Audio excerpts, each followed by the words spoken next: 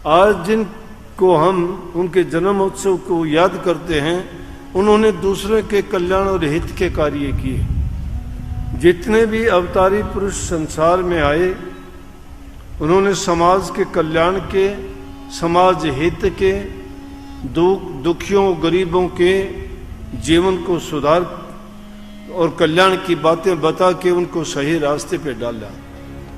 लेकिन जब उन चीज़ों का प्रचार और प्रसार कम हुआ, इंसान की रुचि संसार के पदार्थों की ओर बढ़नी शुरू हुई, तो प्रभु की ओर से वो गौण होते चले गए।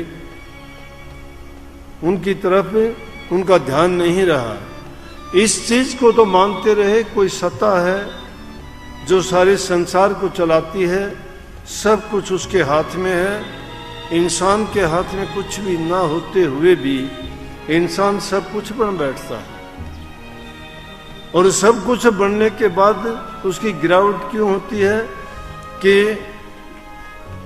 काल महाराज उन जीवों को पकड़ लेता है जो आसानी से उन चीज़ों को अपना लेते हैं, और उनमें जितने भी बुराइयों वाली चीज़ हैं, जितने भी कुनीति की चीज़ हैं, वो उनमें आनी शुरू हो जाती है। जिस प्रकार से नहीं देखते, रोज़ाना के जीवन में क्या देखते हैं कि लोग कोई शराब का आदी है, कोई सुल्फा गांजा पीता है, और आजकल तो एक नई बीमारी का और बताऊं आपको पता ही है, बताऊं क्या, मुझे तो आप जैसे ही बताते हैं कि नौजवान बच्चों ने इंजेक्शन लगाने शुरू किया। इंजेक्शन में मुझे नहीं पता कौन सा नशा है, लेकिन हाँ इतनी चीज़ें ज़रूर हैं।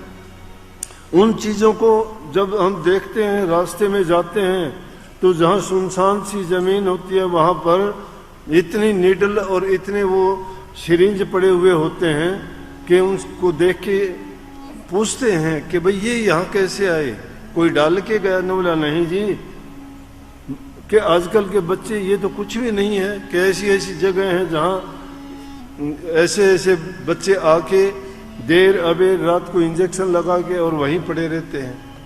और ऐसी घटना मैंने एक दो आदमी को ऐसा देखा जो बहुत अच्छा था, भले चंगे काम करता था, लेकिन एक दिन उससे जब मिलना हुआ तो मैं उसको पहचान नहीं पाया। मैंने उससे पूछ लिया बीमार है? बोला कि ना थोड़ी तकलीफ हुई थी। लेकिन जब दूसरे लोगों के सामने मैंने ये बात रखी और उनसे पूछा तो उन्होंने बताया कि ये तो हर 5 मिनट में इंजेक्शन लगाता है, इंजेक्शनों ने इसको बर्बाद कर दिया।